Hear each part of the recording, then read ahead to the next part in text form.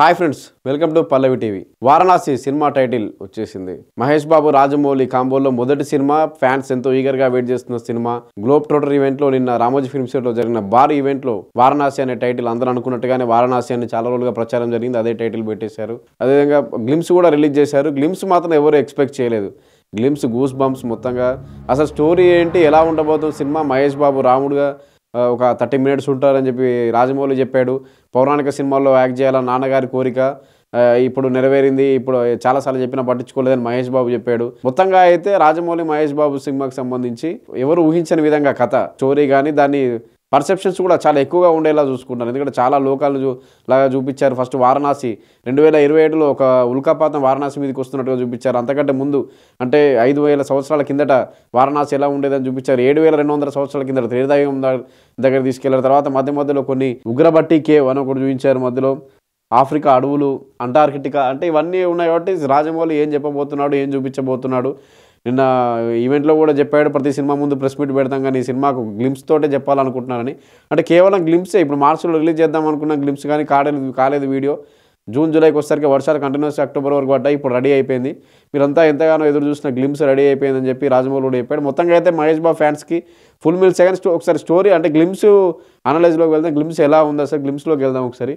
First start అవడమే Varanasi 512 CE అంటే 512 క్రీస్తుపూర్వం 512 ఏళ్ల కిందట వారణాసి దగ్గర ఇక్కడ హోమం చేస్తూ ఒకటి ఉంది. ఆ తర్వాత వెంటనే మళ్ళీ అంటార్కిటికా రోజ్ ఐస్ షెల్ఫ్ అంటే ఇక్కడికి తీసుకెళ్తారు. మళ్ళీ దాని తర్వాత Africa Amboseli wilderness forest, Africa Amboseli wilderness ఒక ఫారెస్ట్ ఏరియాలోకి ఇక్కడ.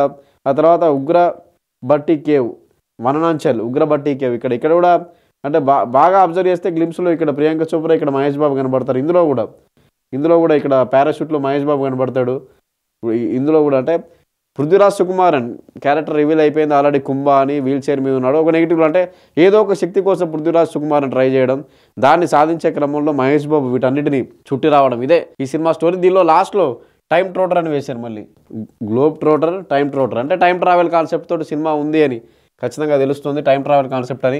చివరికి ఇది రామాయణం అంటే త్రేతాయుగం 7200 సంవత్సరాల పూర్వం తీసుకెళ్ళి ఇక్కడ త్రేతాయుగానికి సంబంధించినటువంటి అంటే ఇక్కడ రావణ యుద్ధానికి సంబంధించిన లంకా నగరం అని చూపిస్తారు. 2700 ఏళ్ల కిందట, 7200 ఏళ్ల కిందట లంకా నగరంలో రాముడు రామరావణ యుద్ధం. ఈ యుద్ధానికి సంబంధించిన చిన్న గ్లిమ్స్లో లాస్ట్లో చూపించారు. చివరిగా మహేష్ బాబుని చూపిస్తూ రుద్ర క్యారెక్టర్ను ఇంట్రడ్యూస్ చేశారు. వృషభంపై వస్తున్న మహేష్ బాబుని చూపిస్తూ చివరిగా రుద్ర క్యారెక్టర్ ఇంట్రడ్యూస్ చేశారు. చేతిలో త్రిశూలము, మెడలో అదే రుద్రాక్షమాల, శివలింగము అవన్నీ చూపిస్తూ వారణాసి సంబంధించి వారణాసి నగరం చుట్టూ అంటే కాశీనగరం చుట్టూ కథ. కాశీనగరానికి ముప్పు రావడమా లేకపోతే ఇప్పుడు ప్రపంచం మన కల్కి సినిమాలో చూసాం. ప్రపంచం అంతా అంటే అడ్వాన్స్డ్గా ముందుకు వెళ్ళిపోయి పైన ఒక లోకం కింద ఒక లోకం కమలాసన్ సెటప్ చేసి ఉంటాడు అక్కడ. ఇదంతా కల్కి సినిమాకి సంబంధించి చూసాం. చివరి నగరంగా మిగిలిపోతుంది కాశీ. మిగిలింది ఒకటి ప్రపంచంలో మొదటి నగరం కాశీ, లాస్ట్కు చివరిగా మిగిలిపోతుంది.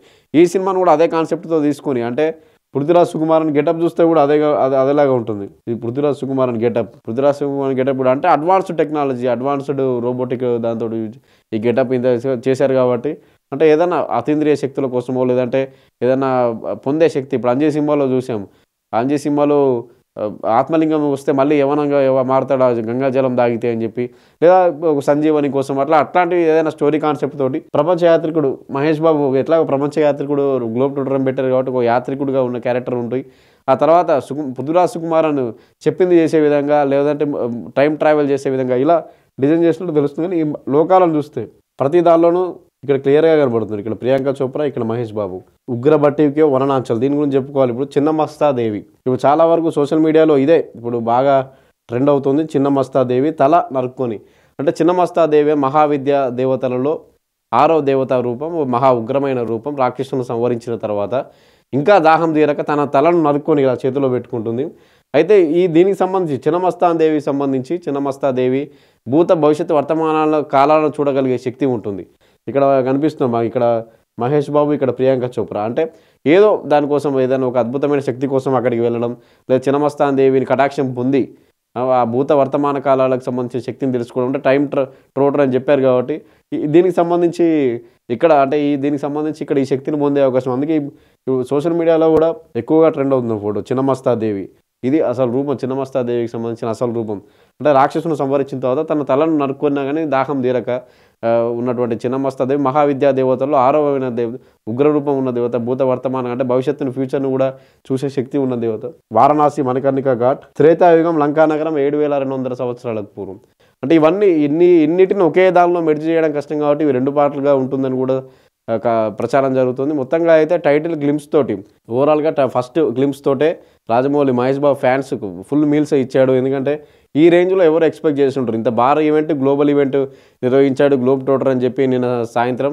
కానీ ఈ రేంజ్లో ఇలా గ్లిమ్స్ ఉంటాయని ఎవరు కూడా ఊహించి ఉండరు. ఎందుకంటే రామాయణం కాన్సెప్ట్తో కూడా ఉంటుంది, కొంత లాస్ట్ 30 minutes రామాయణమే ఉంటుంది. రామాయణంలో రామరావణ యుద్ధం ఉంటుంది, మహేష్ బాబు రాముడు లుక్లో ఉంటాడు. అది వాల్పేపర్ కూడా పెట్టుకున్నానని చెప్పి కూడా రాజమౌళి చెప్పుకొచ్చాడు ఈవెంట్లో. అంతా రాముడిగా సెట్ అయిపోయాడు మహేష్ బాబు, ఒదిగిపోయాడు ఆ క్యారెక్టర్లోని. ఇక్కడ బాగా అబ్జర్వ్ చేస్తే ప్రతి చోట మహేష్ బాబు, ప్రియాంక చోప్రా ఇక్కడ ఒక దగ్గర హనుమంతుని తోక మీద కూడా కనపడతారు. ఈ హనుమంతుని తోక మీద అంటే ఆ గ్లిమ్స్లో చూస్తే హనుమంతుని తోక మీద వెనక పృథ్వీరాజ్ సుకుమార్ అని, ముందు మహేష్ బాబు. అంటే టైం ట్రావెల్ కాబట్టి ఎటు నుంచి ఎటు తీసుకెళ్తారు, అంటే ఒక కాలం నుంచి ఇంకో కాలానికి. అలా సినిమా అంతా అంటే స్టోరీ ఏది కూడా రివీల్ కాకుండా ఇది ఒక science fiction, mythological, action adventure movie అయిపోయింది. అంటే అంతకుముందు సినిమా స్టార్ట్ చేసినప్పుడు SSMB 29 ప్రాజెక్ట్ అనౌన్స్ చేసినప్పుడు యాక్షన్ అడ్వెంచర్, ఒక సాహసికుడు, ఒక కౌబాయ్ మూవీ అనుకున్నారు అంతా.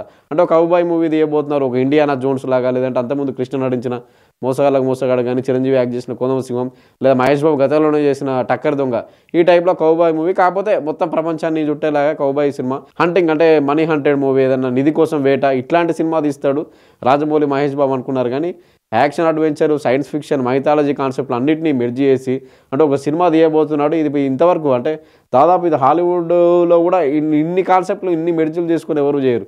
అంటే ఇంత అడాప్ట్ చేసుకుని ఇంతగానో లేయర్లతోటి స్టోరీ కష్టం. అది రాజమౌళికి మాత్రమే సాధ్యం. అన్ని లేయర్లు ఉన్నా కానీ దాన్ని క్లారిటీగా చెప్పడం కూడా రాజమౌళి సక్సెస్ అవుతాడు ప్రతి సినిమాకు. అలాగే సక్సెస్ అయ్యాడు కాబట్టి ఈ సినిమాతో రాజమౌళి ఏం చెప్తాడు అంటే ఇప్పుడు mythology, action adventure, science fiction, ఇంత డ్రామా కనబడుతుంది ఈ సినిమాలో. మళ్ళీ కాబట్టి ఇప్పుడు రుద్ర అనే క్యారెక్టర్ చూపిస్తూ మళ్ళీ రాముడు అవతారం అంటున్నారు. కాబట్టి ఈ సినిమా ద్వారా రాజమౌళి ఏం చేస్తాడు, ఏం చెప్పబోతాడు అనేది ఇప్పుడు సస్పెన్స్. అంటే ఇంకా ముందు మళ్ళీ వస్తాయి, మళ్ళీ ఈవెంట్లు జరుగుతూ ఉంటాయని కూడా మహేష్ బాబు చెప్పాడు. 2027 సమ్మర్లో సినిమా రిలీజ్ కాబట్టి చాలా ఈవెంట్లు ఉంటాయి. ఇప్పుడు సినిమా సాంగ్స్ వచ్చినా, ఫస్ట్ సింగిల్ వచ్చినా, ట్రైలర్ రిలీజ్ ఉంటుంది, టీజర్ రిలీజ్ ఉంటుంది, క్యారెక్టర్ మళ్ళీ ఇంకా క్యారెక్టరైజేషన్లు పరిచయం ఉంటుంది. అన్ని సోషల్ మీడియాలో రిలీజ్ చేసిన కొన్ని ఈవెంట్స్ కూడా చేస్తారు. కాబట్టి 2027 సమ్మర్ వరకు వెయిట్ చేయాలంటే పూర్తి స్టోరీ ఏంటి అని, ఈ సినిమా ఏంటని తెలుసుకోవాలంటే సినిమా రిలీజ్ వరకు ఆగాల్సిందే. 1.5 year పాటు వెయిట్ చేయక తప్పదు ఈ సినిమా గురించి. మహేష్ బాబు ఫ్యాన్స్ కూడా అదే అంటారు, సినిమా ఎన్ని రోజులైనా పర్లేదు కానీ ఈ సినిమా మహేష్ బాబు కెరీర్ బెస్ట్గా నిలిచిపోతుంది. కాబట్టి సినిమా అవుట్పుట్ అంటే సినిమాలో మహేష్ బాబు ఎలా చూడాలనుకుంటున్నామో ఇన్ని రోజులు అంటే మహేష్ బాబు కూడా అన్నాడు పౌరాణిక క్యారెక్టర్లో నటించాలని నాన్న కోరిక అని. ఇది నా కెరీర్లోనే బెస్ట్ సినిమా వారణాసి అని చెప్పి మహేష్ బాబు కూడా చెప్పాడు. కాబట్టి వారణాసి, కాశీ నగరాన్ని చుట్టూ కథ ఉంటుందని సినిమా గ్లిమ్స్ వస్తే తెలిసిపోతుంది. కాశీనగరం ఎలా ఏర్పడింది దగ్గర నుంచి కాశీనగరానికి ముప్పు కానీ, లేదా ప్రపంచానికి వచ్చే ముప్పు కానీ, వీటన్నిటిని అంటే మన టెనెంట్ సినిమా చూసాం, Christopher Nolan cinema, time travel movie, best movie అది. అటువంటి దాంతో నుంచే ఇక్కడ కొంత మైథాలజీ, సైన్స్ ఫిక్షన్ ఇవన్నీ యాడ్ చేసి రాజమౌళి సినిమాగా చెప్పబోతున్నాడు. ఎందుకంటే రామాయణ కాన్సెప్ట్ కూడా ఉందంటున్నారు. కాబట్టి ఎలా ఉండబోతుంది అనేది 1.5 year ఆగుతూనే తెలుస్తుంది. 2027 సమ్మర్ వరకు ఆగాల్సిందే.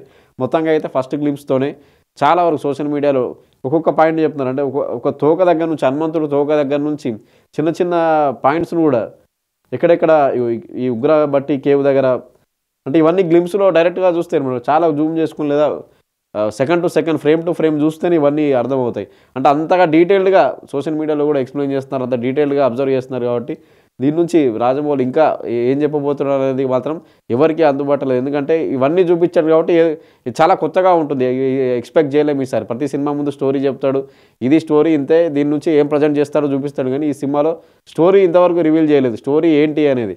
కానీ ఓవరాల్గా కొంత ఐడియా అంటే ఒక టైం ట్రావెల్ సినిమా, ఒక మైథాలజీ, యాక్షన్ అడ్వెంచర్ సినిమా అని తెలుసు. కానీ అందులో కథ ఏంటి, అసలు స్టోరీ ఏంటి, దేనికోసం ఏం జరుగుతుంది అనేది ఇంతవరకు రివీల్ చేయలేదు. మందాకిని అనే క్యారెక్టర్, ప్రియాంక చోప్రాకు మందాకిని అనే క్యారెక్టర్ కూడా చూపించాడు. ఆకాశం నుంచి పడుతున్నట్టుగా చూపిస్తూ గంతో కాలుస్తున్నట్టుగా చూపించాడు. అంటే రుద్ర అనే క్యారెక్టర్ మహేష్ బాబు కాబట్టి, మందాకిని అనే క్యారెక్టర్ ఆకాశం నుంచి వచ్చేది ఏదంటే గంగానది, ఆకాశం నుంచి ఊడిపడిందే గంగానది. కాబట్టి అంటే ఆ అవతారం ఏమన్నా ప్రియాంక చోప్రా క్యారెక్టర్ ఆ కాన్సెప్ట్ తోటి ఏమైనా డిజైన్ చేశారా, ఇటువంటివి కూడా చాలా వినిపిస్తున్నాయి. కాబట్టి ఈ సినిమా రిలీజ్ అయ్యేంత వరకు కూడా స్టోరీ ఏంటి అనేది పర్ఫెక్ట్గా తెలియదు. సినిమా రిలీజ్ అయిన తర్వాత తెలుసుకోవాలి. ఇంకా 1.5 year వెయిట్ చేయాల్సిందే. ఈలోపు మళ్ళీ ఏదైనా ప్రెస్ మీట్ కానీ ఇలాంటి ఈవెంట్ చేసి స్టోరీ రివీల్ చేసి రాజమౌళి ఏమైనా చెప్తే చెప్పుండాలి కానీ అంతవరకు ఎన్నెన్ని అనుకున్నా కానీ ఈ స్టోరీ అలా ఉండొచ్చు ఇలా ఉండొచ్చు అనుకున్నా కానీ రాజమౌళి ఏం చెప్పబోతున్నాడు అనేది మాత్రం సస్పెన్స్గానే ఉంచాడు. కేవలం గ్లింప్స్లో ఇది ఇలా ఉండబోతుందని చూపించాడు కానీ అసలు అసలు స్టోరీ ఏంటి అనేది దాచడంలో సక్సెస్ అయ్యాడు. Thank you.